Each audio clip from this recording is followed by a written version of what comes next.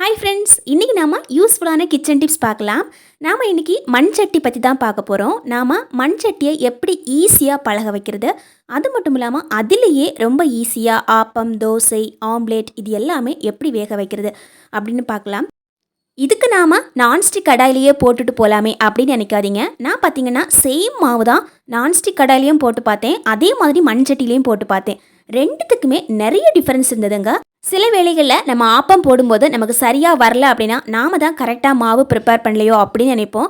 ஆனால் அந்த மாதிரி கிடையாது. இந்த வீடியோ பார்த்தீங்கன்னா அதுக்கு ஒரு நல்ல தீர்வாக இருக்கும் அப்படின்னு நினைக்கிறேன். இப்போ பார்த்தீங்கன்னா நான் கொஞ்சமாக கஞ்சி தண்ணி எடுத்து வச்சுருந்தேன். அந்த கஞ்சி தண்ணியை இந்த மாதிரி ஒரு பெரிய பாத்திரத்தில் எடுத்து வச்சுட்டு அதுக்கு மேலே நம்ம புதுசாக வாங்கின சட்டியையும் எடுத்து வச்சுக்கலாம்.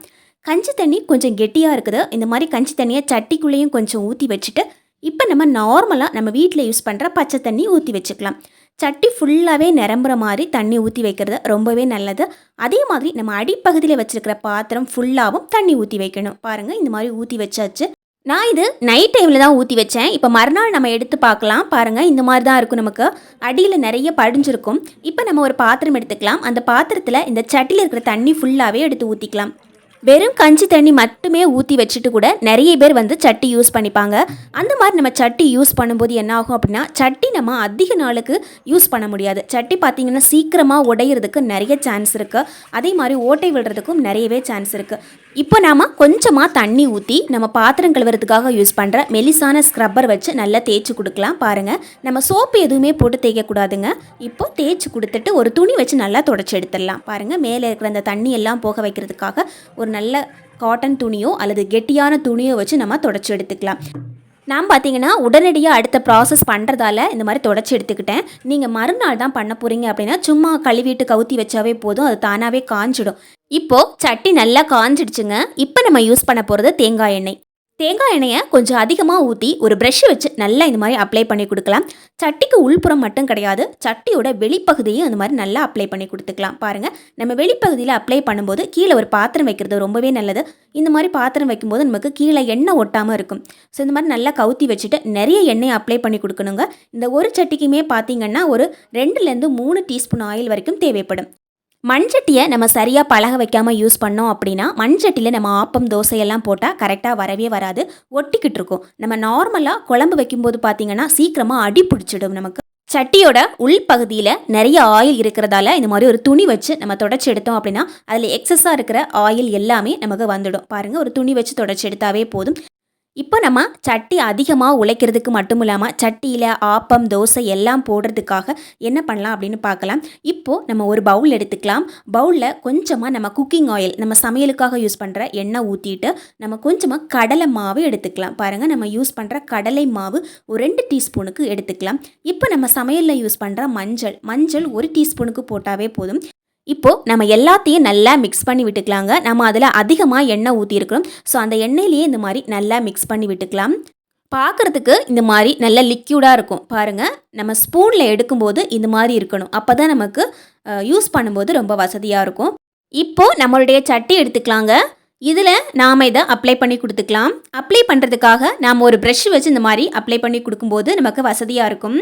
நாம் இதில் சமையல் எண்ணெய் யூஸ் பண்ணியிருக்கிறதால சட்டி பார்த்திங்கன்னா சீக்கிரமாக பழகிடும். நார்மலாக ஒரு இரும்பு கடாயோ அல்லது ஆப்ப கடாயோ நம்ம பழக வைக்கணும் அப்படின்னா 1 வாரம் ஆகும். நம்ம திரும்ப திரும்ப போட்டு எடுக்கும்போது தான் அது பிஞ்சு வந்துடும். அதுக்கப்புறமா தான் நமக்கு நல்லா வரும். அதே மாதிரி தான் நம்மளுடைய இந்த புதுசாக வாங்கின சட்டியிலையும் நம்ம ஆப்பம் போடும்போதோ தோசை போடும்போதோ ஒட்டாமல் வரணும், அல்லது குழம்பு வைக்கும்போது தீயாமல் இருக்கணும். அப்படிங்கிற காரணத்தால் நாம் சமையல் எண்ணெய் யூஸ் பண்ணி இந்த மாதிரி அப்ளை பண்ணி கொடுத்துருக்குறோம். அது மட்டும் இல்லாமல் இது கூடவே நம்ம கடலை மாவு சேர்த்துருக்குறோம்.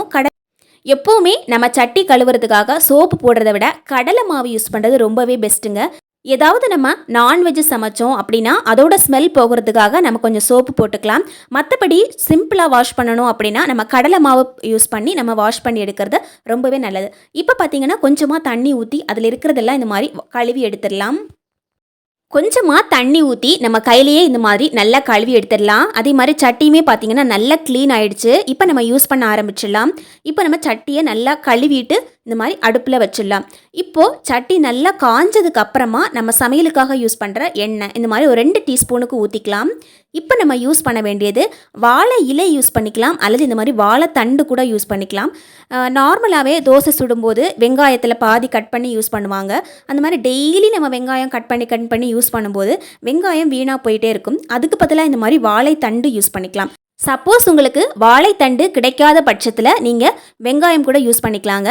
இப்போ நமக்கு சட்டி நல்ல சூடாக இருக்குது. அதே மாதிரி எண்ணெயும் ஃபுல்லாக அப்ளை பண்ணி கொடுத்துட்டோம். ஒரே ஒரு முட்டை எடுத்துக்கலாம். இந்த மாதிரி அதில் உடச்சி ஊற்றிக்கலாம். இந்த முட்டையை பார்த்தீங்கன்னா நம்ம எல்லா இடத்துலையும் படுற மாதிரி நல்லா ஸ்ப்ரெட் பண்ணி விடணும். முட்டை நல்லா வேகிறதுக்கு முன்னாடியே ஒரு கரண்டி வச்சு இந்த மாதிரி நல்லா ஸ்ப்ரெட் பண்ணி விட்டுக்கலாம். ரொம்ப நாளாக யூஸ் பண்ணாத இரும்பு கடாயோ தோசை கல்லுலையோ நமக்கு ஆப்பம் தோசை வராமல் இருந்தால் கூட நாம் இந்த மாதிரி முட்டை போட்டு ஃபுல்லாக ஸ்ப்ரெட் பண்ணிவிட்டு முட்டையை இந்த மாதிரி வேக வச்சு எடுத்துட்டு அதுக்கப்புறமா போட்டோம் அப்படின்னா ரொம்ப சூப்பராக வருங்க.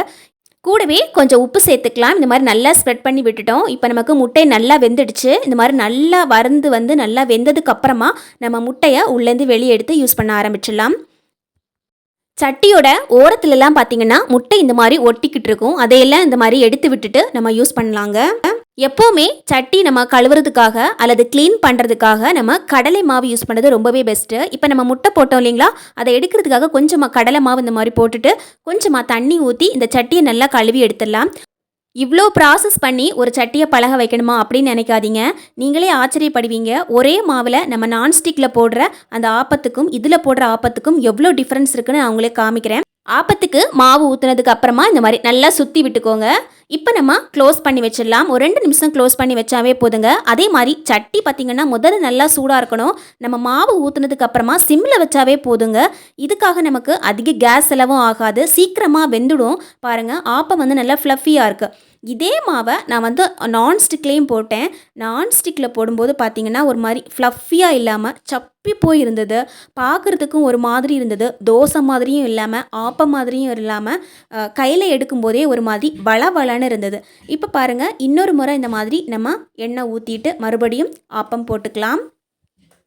முதல்ல போடும்போது உங்களுக்கு ஒட்டின மாதிரி இருந்தால் கூட அடுத்த முறை போடும்போது நல்லா வருங்க.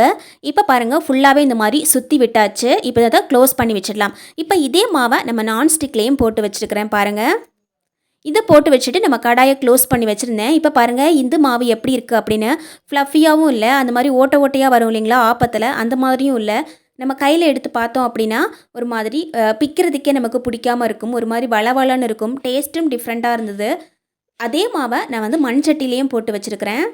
பாருங்கள், பிக்கும்போது எப்படி இருக்குது அப்படின்னு. இப்போ மண் சட்டியில் இருக்கிற ஆப்பத்தை பாருங்கள், நமக்கு சைடு ஓரத்துலலாம் நல்லா மொறுமொறுன்னு இருக்கும். அதே சமயத்தில் சென்டரில் அப்படி நல்லா ஃப்ளஃபியாகவும் நிறைய ஓட்டைகளும் இருக்கும் பார்க்குறதுக்கு. இது பார்த்திங்கன்னா சாப்பிட்றதுக்கும் டேஸ்டியாக இருந்தது. இதிலிருந்தே நமக்கு தெரிஞ்சிருக்கும் மண் சட்டி பெஸ்ட்டா அல்லது நான்ஸ்டிக் பெஸ்ட்டா அப்படின்னு. இதில் சொல்லிக்கிற டிப்ஸ் எல்லாம் உங்களுக்கு ரொம்ப பிடிச்சிருக்கும் அப்படின்னு நினைக்கிறேன். ரொம்ப யூஸ்ஃபுல்லாக இருக்கும் அப்படின்னு நினைக்கிறேன். தேங்க்யூ ஃபார் வாட்சிங் ஃப்ரெண்ட்ஸ்.